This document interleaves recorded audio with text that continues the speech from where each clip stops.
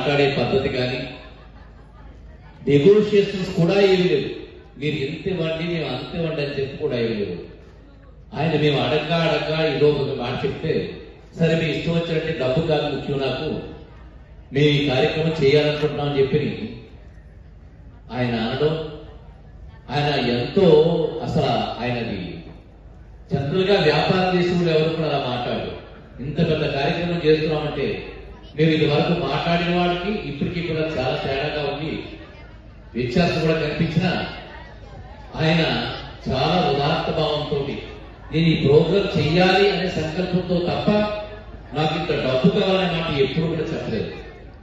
మా financial controller ఎప్పుడు కూడా అయ్యప్పే కాబట్టి ఆయన మాట్లాడుతున్నారు, ఏం మాట్లాడుతున్నారు నాకు ఎప్పటికీ గుర్తులేదు. కానీ ఆయన మాత్రం నేను విన్నది ఏంటంటే నేను ఈ ప్రోగ్రాం చేస్తానండి, నాకు ఈ డబ్బుతో సంబంధం కాదని చెప్పి డే మొదటి నుంచి కూడా ఆయన ఎంతో ఉత్సాహంగా మాకు భయము భీతి లేకుండా ఎంతో సంతోషంగా రాబోయే రోజుల్లో కూడా నేను ఇలాంటి పెద్ద కార్యక్రమాలు ఏం తలపెట్టినా నా ఉద్దేశంలో అయితే మాత్రం నేను ప్రతి సంవత్సరం కూడా ఒక కార్యక్రమం చేస్తానని చెప్పి నాకు అనిపిస్తుంది. ఒకవేళ నిజంగా అలాంటి కార్యక్రమం తలపెడితే మాకు పెద్ద దిగులు పోయినట్టే లెక్క. మిమ్మల్ని పిలవడం, అడ్వాన్స్ ఇచ్చేసడం, ఇంతమంది వస్తారు చెప్పడం, మీరు చేసేయండి చెప్పడం అంతే. సో మేము నాకు మాత్రమే కాదు, నా ఈ ప్రయాణంలో నాకు ఇప్పుడు అనిపిస్తుంది ఏంటంటే ఈ రోజు చూసిన ప్రపంచం ఎలా కనిపిస్తుందంటే నాకు నేను చూస్తున్న ప్రత్యక్ష ఆ సన్నివేశం నాకు తెలుస్తుంది. ఆ ప్రయాణంలో మీరు కూడా తప్పనిసరిగా ఎన్నో చోట్ల కలవాల్సిన అవసరాలు నాకు కనబడుతూ ఉన్నాయి. ఇది వ్యాపారించే కాదని దైవ సంకల్పం. మాకు ఎప్పుడంటే ఇది పెద్ద బలం. ఎప్పుడు మేము ఏదైనా కార్యక్రమం చేసుకోవాలంటే ఎవరిని వెతుక్కోవాలని అంటే ఇప్పటి వరకు మేము చేస్తున్న ఫంక్షన్లన్నీ వేరు, ఇక మీద మేము చేయబోతున్న ఫంక్షన్ అంటే నాకు వసుదైక కుటుంబం లాగా నా కుటుంబం పెద్దదైపోయింది. ఇప్పుడు ఈనాడు అయ్యప్ప నేను చిన్న కుటుంబంలో బ్రతికాం.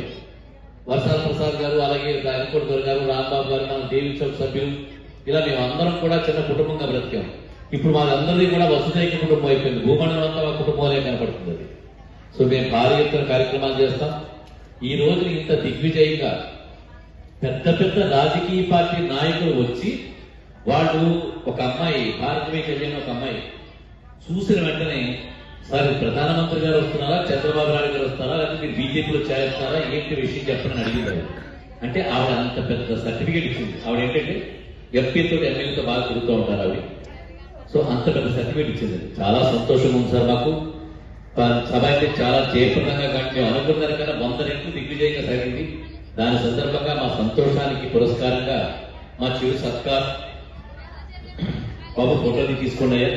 ఈ ఫోటోని అన్ని పత్రికల్లో కూడా ప్రచురమే విధంగా డిఎంఎస్ నేతి భాస్కరరావు గారి ఆధ్వర్యంలో వైభవంగా 15,000 మంది భోజనాలు చేసి సభని 15 మందితో